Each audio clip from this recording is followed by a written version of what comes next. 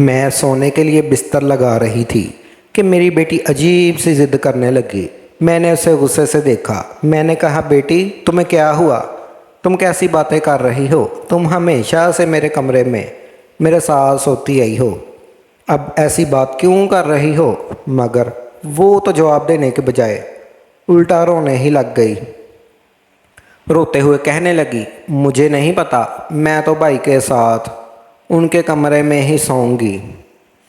اس کی یہ اچانک اور بلا وجہ کی بات میری سمجھ سے باہر تھی۔ آج تک اس نے کبھی کوئی ایسی بات نہیں کی تھی۔ میں نے اس سے پوچھ ہی لیا کہ تمہیں یہ خیال کیوں آیا ہے؟ وہ مجھے کہنے لگی، ماں، میری ساری سہیلیاں اپنی امی کے ساتھ نہیں بلکہ بہن بھائیوں کے ساتھ روم شیئر کرتی ہیں، اور آپ نے تو زبردستی مجھے اپنے ساتھ لگایا ہوا ہے۔ میں اب بڑی ہو چکی ہوں اور آپ کے بغیر سو سکتی ہوں۔ اس کی بات سن کر میں مسکرا اٹھی۔ میں اسے سمجھانے لگی کہ بیٹا، وہ اور بہن بھائی ہوتے ہوں گے، تمہارا ایک ہی بھائی ہے، اور پھر آپ کے والد بھی یہاں نہیں ہیں، اس لیے میں آپ کو اپنے ساتھ رکھتی ہوں۔ لیکن وہ تو رونا شروع ہو چکی تھی۔ میرے لاکھ سمجھانے کی کوشش کی، لیکن سب بے سود رہا۔ میرا بیٹا جوان ہو رہا تھا، وہ 18 سال کا ہو چکا تھا۔ اپنی 13 سالہ بیٹی کو اس کے ساتھ سلانا مجھے مناسب نہیں لگ رہا تھا۔ میرا بیٹا جب 9 سال کا ہوا تھا، تب سے میں نے دونوں بہن بھائیوں کا بستر الگ الگ کر دیا تھا، کیونکہ میری ماں نے مجھے یہی بتایا تھا کہ لڑکی اور لڑکے کا بستر اس عمر میں الگ کر دینا چاہیے۔ اور آج پتہ نہیں میری بیٹی کو کیا ہو گیا تھا کہ وہ یہی ضد کر رہی تھی۔ کچھ دیر تو میں اسے سمجھاتی رہی، لیکن میرے پاس کوئی ایسا جواز نہیں تھا جس کی بنیاد پر میں اسے روک پاتی۔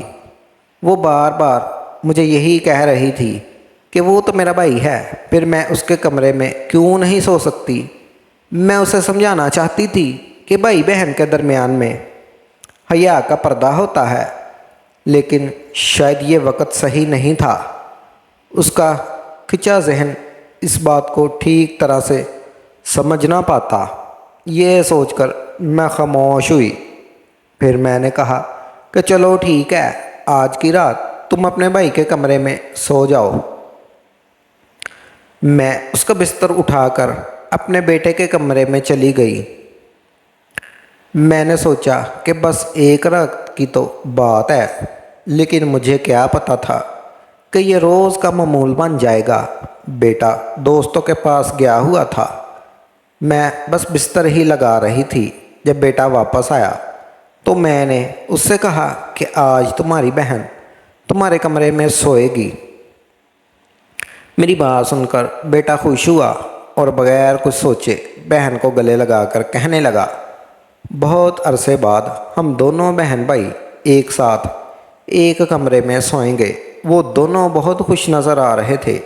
البتہ مجھے کچھ پریشانی سی تھی۔ ایسا نہیں تھا کہ مجھے اپنے بچوں پر اعتبار نہیں تھا، لیکن میرا تعلق جس گھرانے سے تھا نا، بہت چھوٹی چھوٹی باتوں پر بہت دھیان دیا جاتا تھا، خاص کر بچوں کی تربیت پر۔ وہ دونوں بستر پر لیٹ کر باتیں کرنے لگے اور میں اپنے کمرے میں چلی آئی۔ میرے شوہر دبئی میں نوکری کرتے تھے اور یہاں میں اپنے دونوں بچوں کے ساتھ اکیلی رہتی تھی۔ ہمارا ایک چھوٹا سا گھر تھا، لیکن خوشحال زندگی گزار رہے تھے۔ ہر 2 سال کے بعد میرے شوہر چھٹیوں پر واپس آتے تھے۔ میرے شوہر کا کہنا تھا کہ جب بچوں کا مستقبل سنور جائے گا تو وہ پھر ہمیشہ کے لیے واپس آ جائیں گے۔ میں اپنے کمرے میں آ کر اپنے شوہر کو فون کرنے لگی۔ ہم بات ہی کر رہے تھے، وہ بیٹی کے بارے میں پوچھنے لگے۔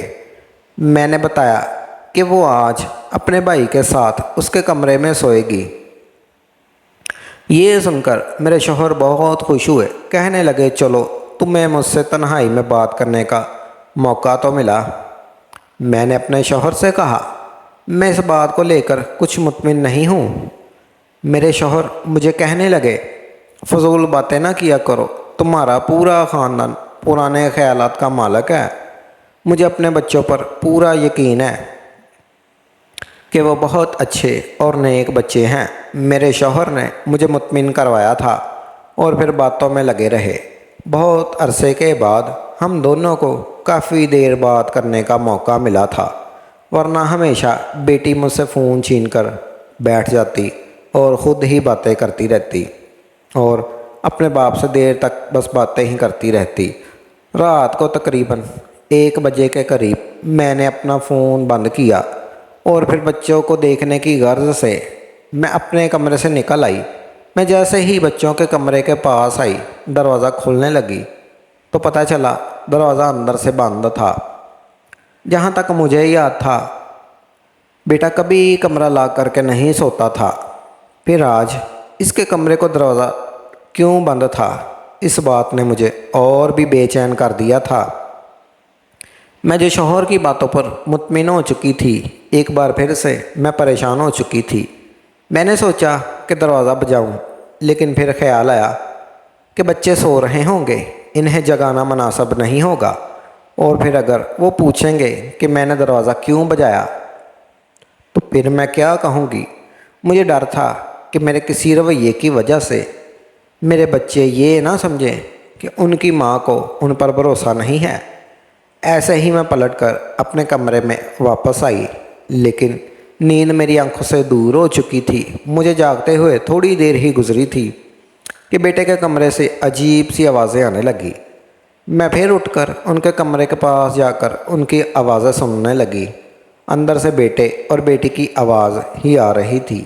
میں نے غور سے سنا تو مجھے پتہ چلا میرے قدموں سے نیچے زمین ہی نکل چکی تھی۔